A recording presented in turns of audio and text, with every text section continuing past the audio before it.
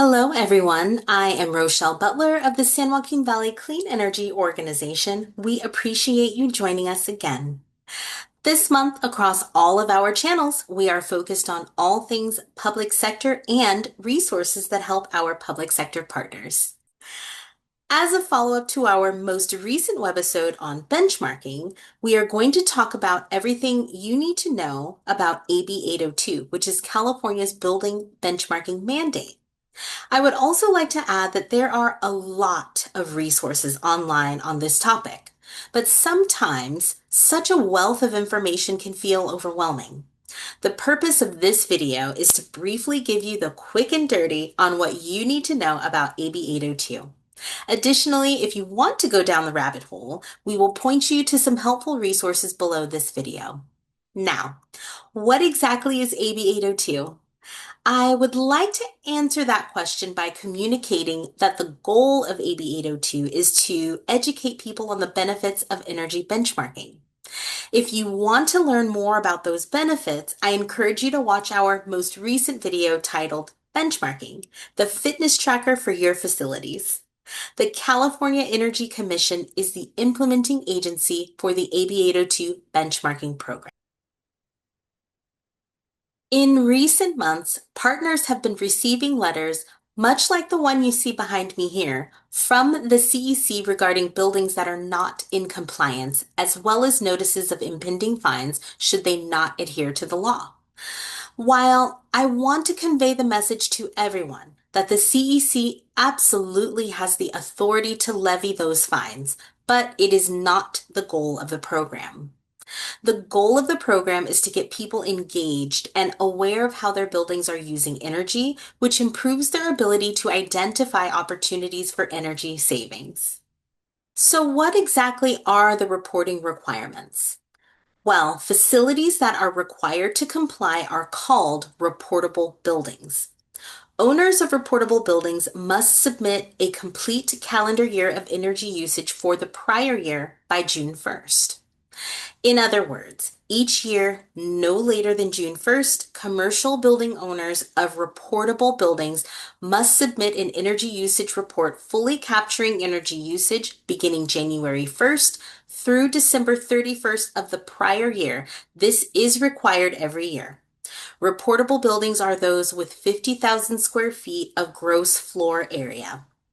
These buildings must not have a residential utility account. However, in the case of multifamily residential buildings, those with more than 50,000 square feet and 17 or more utility accounts are required to comply. That seems fairly straightforward. However, I have been working with our public sector partners to do this reporting for more than 5 years, and there are some things I have learned along the way. First is that parking garages that are covered and larger than 50,000 square feet are reportable buildings. Another item that has caused some confusion in the past is that reporting is the responsibility of the building owner, not the customer of record on the utility bill. Therefore, if you own a building that meets the requirements of a reportable building, but that has a tenant occupant that pays the utility bill, there's a little bit of extra paperwork involved. However, these buildings are required to comply. So I keep mentioning reporting requirements and energy usage reports and the like, but what, and more importantly, how are these obtained? First, if you are a public sector partner enrolled in one of the SJV CEO's programs, chances are we already do this for you. Wink, wink. However, if you're not and you find yourself doing this on your own, the benchmarking program has done a fantastic job of integrating this reporting right into Energy Star Portfolio Manager.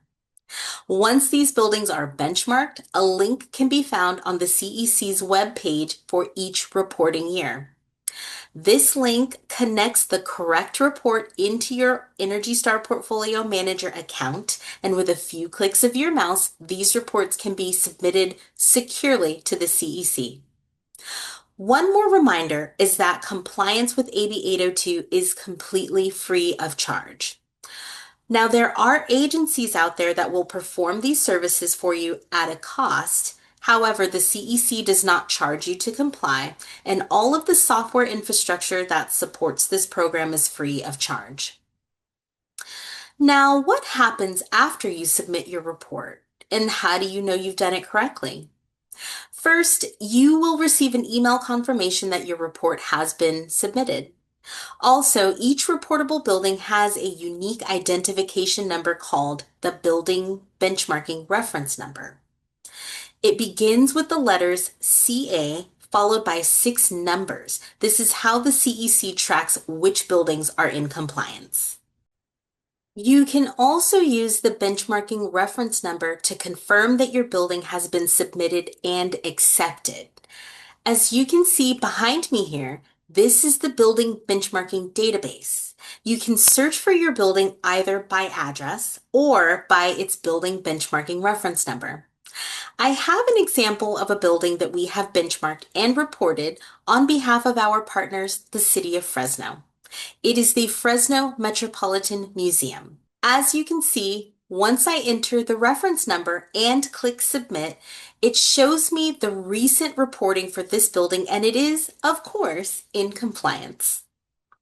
On a much larger scale, there is a tableau in development that you can access that shows you an energy usage heat map, if you will, of the whole state of California, and I must say, it's pretty cool. If you are a map person or a data person, I'm sure you will have fun exploring this tool. Not to worry, I will make sure there are links to all of these resources below the video. As always, thank you so much for joining us. It is my hope that we were able to make AB 802 reporting more straightforward and less stressful for you. We will have links to the resources we discussed below the video. If you have any follow-up questions, we would love to hear from you. You can connect with us on any one of many platforms. You can find us on Instagram, YouTube, LinkedIn, anywhere you get your podcasts, or you can check out our website at sjvceo.com, where there are tons of resources, including our monthly playlists. Until next time.